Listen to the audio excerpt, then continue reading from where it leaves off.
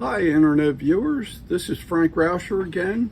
We completed all of the rump, the secondary and the primary rump here, and now what we're going to do is we're going to put the mantle on. And the mantle is this area right all the way around here.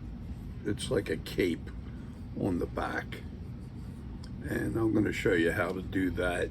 And what we're going to try to accomplish, I'm going to bring my finished one in here, and it's this area right in here. It's very subtle, so I'm going to show you how to do it. First, we're going to mark it out so you have the boundaries on how to do it, and then we'll proceed on and I'll show you the techniques on how to burn it in. Okay, bear with me a minute and I'll reverse the screen. Okay, back again. Here's what I would like you to do is from the top of the head here, we have a center line that came down. It's not the center line of the body. That's slightly different because the head is offset. So I want you to measure down 1 inch and 5/8 along that center line of the head. So I'm going to come in here, lay that down, put a dot right on the center line, right there. I don't know if you can see that well. Now, also we have another line of action. Here's the wing in profile here, and I'm asking you to keep that wing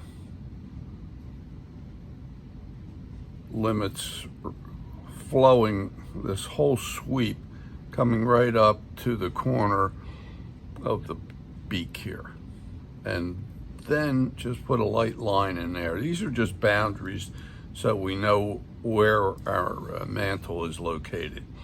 And we're going to do the same thing on this side. We have the wing coming around in profile and we're swinging up, and in this case, because the head's turned, we're hitting what I call the cheek area, going up to the beak. And this is your cheek area right here. Now the other thing I did is to make sure that we have all this sanded out real well. So I'm going to show you how I start marking this out. The other thing too is, I'm sorry, from this 1 5/8 down, I want you to come over and you sort of meet the bottom of this cheek that we had put in here before. The cheek is right in here, and you're just meeting up with that cheek. And we're going to do the same thing on this side. You're coming off that 1 5/8, and the cheek was right here, and that just flows right into there. So our boundaries are all this area right in here, and I'm going to show you how to start creating all these feathers that are in what I call the mantle here, and that's what it's called. It's all this area right in here. So I'm going to start with like maybe a feather we'll put right on the center line here, and it may be 1/4 of an inch across and about a little more than 1/8 inch deep, and I'll start with that as a size, and then I'm going to come off of that with another one, and then I'm going to piggyback off the high points here like this and get slightly bigger. If you notice, from this one to this one, it's a little slightly bigger. So I'm also going to stagger this a little bit and start another one here so we don't have this what I call loop to loop to loop. You don't want to do that. So I'm trying to stagger them. Now when I come behind the next one, I get a little bigger, and I get a little bigger each time. So I'm going to try to, the other thing too, as we come around, the pattern for the direction is like here and here as we make these C's, I call them, okay, which are small feathers. I'm just going to put some lines of action. They're like here, here, here, and they go like this. They come out here. They sort of radiate out, and they're coming this way, and then they're coming up this way. And I'll put little arrowheads here just to help you directional wise. It's flowing this way, this way. So that's the idea, so that you don't keep everything so uniform, and you do have a direction to start building these C's. It's probably easy right in the middle here because everything's just straight back. But when you come around, just like with these feathers that sort of roll around, you're almost following that flow. So I want to get you to try to maintain that. So I'm going to, I put a big one in there, but that's okay, just to break it up. And I'm going to use the cheek as my boundary. I'm going to start back up in here. And I know I want to come back maybe 3/8 of an inch in this area. And I don't want to put anything up there as far as feathers. I'm going to show you. We're going to be doing some straight line burning in there. So I'm going to start a feather right here. And then notice the direction of the C went this way. And I'm going to start having them angled towards what I call my arrow here, okay? This is the direction. So I'll build it off of that. And then I'll take one right here.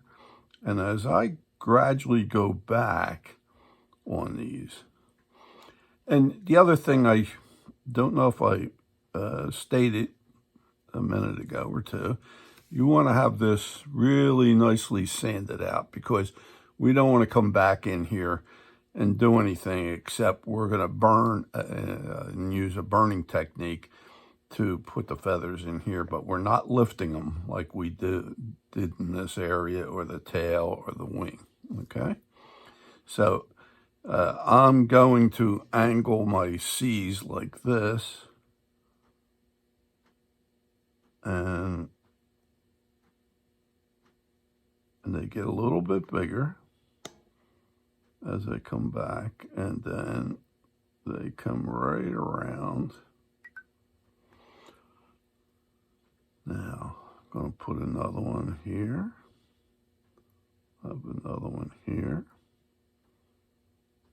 Notice it is a looping effect, but it's broken up. It's just not loop to loop to loop. I'll throw a small one in there once in a while, but most of the time I'm graduating back. In here, you're just coming around to what I call the edge of the mantle right here. And that's this line of action that we had set up where all our feathers started before the mantle was in front of that. So I'm going to come in again, and I'm gradually getting bigger. And if you notice, the C's are like angling this way and then this way. And that's what we're going to do now. You may get some good sized feathers in the back here. And that's what we want to try to achieve. So we are marching our way back to the edge of that mantle, okay? And then because we're not up into the beak area here, I'm going to just start my C's on this side, right in that corner. Here's that line of action coming up to the cheek. And I don't want to go on the cheek with these C's. They're just small feathers. And I will get another one. And again, my C's, the arrows are sort of pointing in that direction. I'm going to get a little bigger. A little bigger.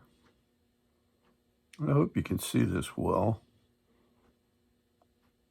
And I think I got the right, what's the name? Lead for this so that you could pick it up. Then I'm going to put this one back here. And just, you may have to practice this a couple times. This doesn't always come easy. I used to think there was a mystery to this, and then one day I just nonchalantly started putting these in, and all of a sudden, bingo, I hit the technique, and it doesn't come easy all the time. Because I've done this over the years, I make it look easy. I take art classes myself on flat art work, and I know my teacher makes everything look so easy because he's got so much experience behind him, and it took a lot of time for him to develop that talent. And this is the same thing that happens even in bird carving here. We have to practice a little bit. Now, some of you can get lucky and get this portion of it down. I know some of my students, when we do the next stage, which is burning these in, that's another technique, and you should be practicing that as well. So as you're following me here, I'm trying to build up. If you notice, I have a pretty good size one here and a pretty good size one here. And then I just threw a small one in there, just not real small. It's bigger than the ones up here, but it's, you don't want to stay so uniform all the time when you're doing this. And remember, you're heading this way, and then as you get towards the center here, you're going straight. So these are coming almost straight back, and they're getting good size. And then I get another one right in here. And then I'm going to put a short one as if like they're underneath each other here. So, and then to fill up this space, I'll come in here, and then I'll get one right in here. So some of them become shorter, but they fill in to make that mantle look like it's rolling around with feathers very conveniently. So, and like I said, they want to get gradually bigger. So that's what we're trying to achieve. So, okay, I think we got a good number of them here. Let's slide this one up. And then where you have little ones, it's just like a little C or a flat C in there that fills up the rest of it that may not be totally right up to the edge. Okay, so that is how we get the mantle feathers penciled on, and this is the pattern I'm using in here to get all that. It's similar to what's happening on the sheet here, and there's the profile view of it as well. And that's what we try to accomplish, is getting that look. So hope you can practice that, get that down. On the next video, I'm going to show you how to burn this in. And I hope you got something out of this portion. If you did, please give me a thumbs up. And if you can subscribe, I'd appreciate that too. The next portion is going to get really interesting because of the techniques we use to get the feathers in and burn them. So hope you enjoyed this portion of it, and we'll see you on the next video. And if you ever need anything as far as the blanks, the patterns, or whatever, I do have them available. So please contact me in the comments section there. I should have my email address and everything else. So please contact me if you're not sure of what we did or how to do it. Okay, and I'll gladly answer any questions you may have. Thanks again, and we'll see you on the next video.